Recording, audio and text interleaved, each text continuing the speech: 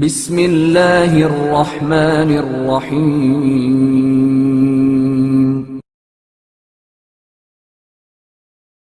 حضرت اسبغ ابن نباتہ رضی اللہ تعالی عنہ۔ حضرت اسبغ رضی اللہ تعالی عنہ کا پورا نام اسبغ ابن نباتہ ابن حارث تمیمی حنظلی ہے اور آپ رضی اللہ تعالی عنہ کی کنیت ابو القاسم ہے۔ آپ رضی اللہ تعالی عنہ کا تعلق قبیلہ بنی حنظلہ کی شاخ مجاشع ابن دارم سے ہے۔ آپ رضی اللہ تعالی عنہ کا شمار حضرت علی علیہ السلام کے مخلص ترین اصحاب میں ہوتا ہے اور آپ رضی اللہ تعالی عنہ بھی شرطۃ الخمیس کے رکن تھے۔ شرطۃ الخمیس امام علی علیہ السلام کے ان جانثار اصحاب کو کہا جاتا ہے جنہوں نے حضرت علی علیہ السلام پر اپنی جان نچھاور کرنے اور امام علیہ السلام کے ہر حکم پر بلا چون و چرا عمل پیرا ہونے کا عہد کیا تھا۔ جب حضرت سلمان فارسی رضی اللہ تعالیٰ عنہ مدائن میں بیمار ہوئے تو حضرت اسبغ رضی اللہ تعالیٰ عنہ نے مدائن جا کر حضرت سلمان فارسی رضی اللہ تعالیٰ عنہ کی عیادت کی اور انتقال کے بعد مولائے کائنات علیہ السلام کے ہمراہ ان کے غسل و کفن اور تدفین میں شرکت کی۔ آپ رضی اللہ تعالیٰ عنہ نے امیر المومنین علیہ السلام کے ہمراہ جمل اور صفین کی جنگوں میں شرکت کی اور ان دونوں جنگوں کے حالات کو روایت کرنے والے راویوں میں آپ کا بھی شمار ہوتا ہے۔ اسبغ ابن نباتہ رضی اللہ تعالیٰ عنہ کہتے ہیں کہ جنگ جمل کے خاتمے کے بعد حضرت علی علیہ السلام میدان جنگ میں آئے اور مقتولین کے درمیان سے گزرے تو امام علیہ السلام کی نظر بصرہ کے قاضی کعب ابن سور کے لاشے پر پڑی جو طلحہ و زبیر کی ہمراہی میں امام علیہ السلام سے مقابلے کے لیے آیا اور مارا گیا تو آپ علیہ السلام نے اس کے لاشے سے مخاطب ہو کر فرمایا، تجھ پر اور تیری ماں پر ویل ہو اے کعب ابن سور، تیرے پاس علم تھا، اے کاش یہ علم تجھے نفع پہنچاتا، لیکن شیطان نے تجھے گمراہ کیا اور پھسلا دیا اور بڑی تیزی سے تجھے آتش جہنم میں پہنچا دیا۔ اسبغ کہتے ہیں کہ اس کے بعد امام علیہ السلام طلحہ کے بے جان جسم کے قریب آئے اور فرمایا، اے طلحہ، تو اور تیری ماں پر وائے ہو، تو اسلام میں سابقین میں سے تھا، اے کاش تیرا یہ اسلام قبول کرنے میں سبقت کرنا تجھے فائدہ پہنچاتا، لیکن شیطان نے تجھے گمراہ کیا اور پھسلایا اور تجھے جلدی سے آتش دوزخ میں پہنچا دیا۔ صفین کے میدان میں ایک روز امیر شام لشکر شام سے خطاب کرتے ہوئے انہیں حضرت علی علیہ السلام کے لشکر کے مقابلے میں سستی و کوتاہی نہ کرنے کی ہدایات دے رہا تھا۔ ادھر امام علیہ السلام نے بھی اپنے لشکر کا حوصلہ بڑھایا۔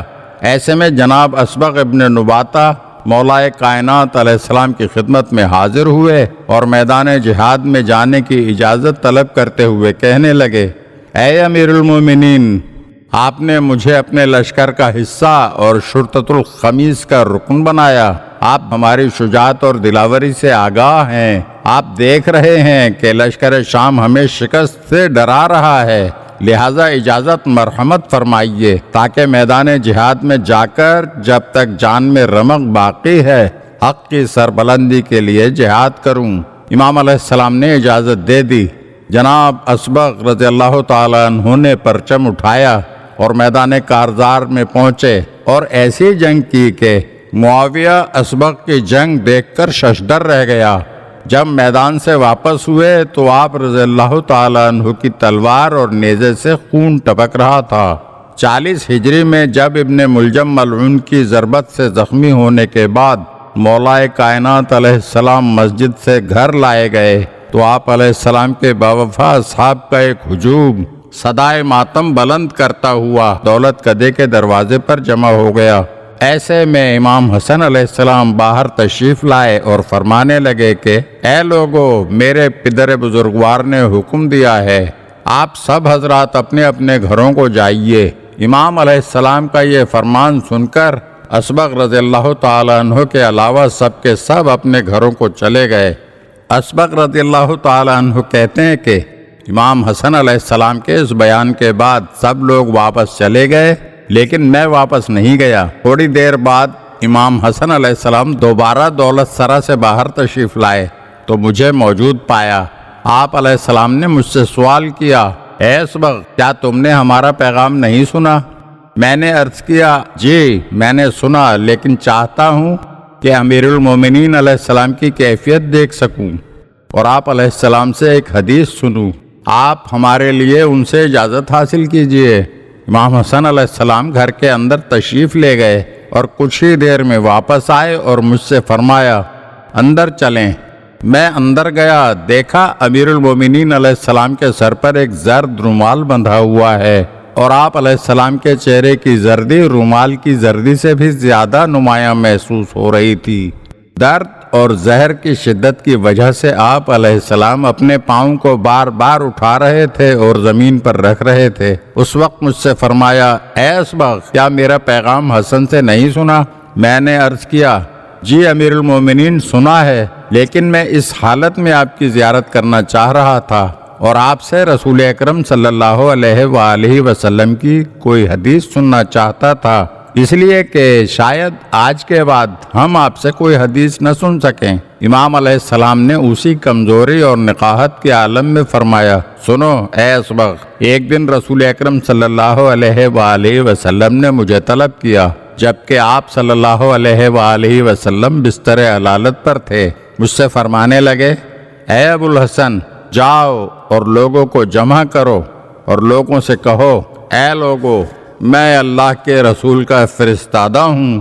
رسول اللہ صلی اللہ علیہ وآلہ وسلم نے فرمایا ہے کہ اے لوگو اللہ کے مقرب فرشتے اور انبیاء اور میری لعنت ہے اس شخص پر جو اپنے باپ کے علاوہ کسی اور کو اپنا باپ قرار دے یا اپنے مولا و آقا کے علاوہ کسی اور کے اپنا مولا و آقا ہونے کا دعویٰ کرے یا کسی اجیر کی اجرت نہ دے کر اس پر ظلم کرے۔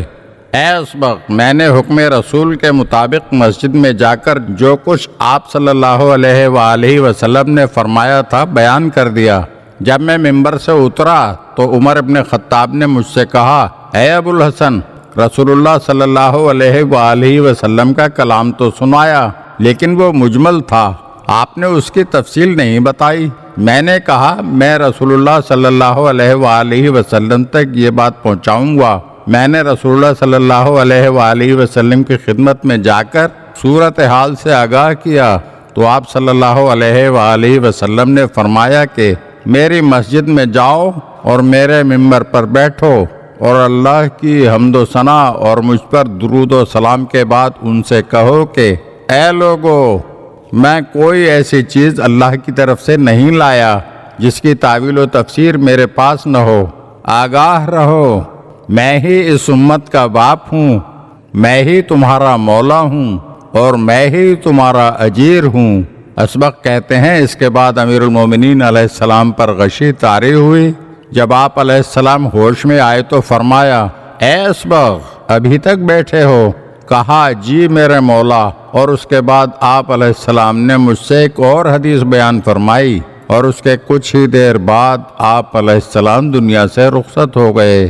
حضرت اسبغ رضی اللہ تعالی عنہ امیر المومنین علیہ السلام کی شہادت کے بعد ہمیشہ امام حسن علیہ السلام کے ساتھ ہی رہے۔ آپ رضی اللہ تعالی عنہ کی وفات کی تاریخ میں بہت زیادہ اختلاف پایا جاتا ہے، جس کی وجہ سے آپ رضی اللہ تعالی عنہ کی وفات کی تاریخ طے نہیں کی جا سکتی۔ اگر آپ ہمارے چینل کی نئی ویڈیوز دیکھنا چاہتے ہیں تو ہمارے چینل کو سبسکرائب کریں اور گھنٹی کے بٹن کو دبائیے تاکہ ہر آنے والی ویڈیو آپ کو جلد موصول ہو سکے۔ اور ہاں لائک اور شیئر ضرور کیجیے اور اپنے قیمتی کمنٹ سے ہمیں آگاہ کیجیے۔ شکریہ۔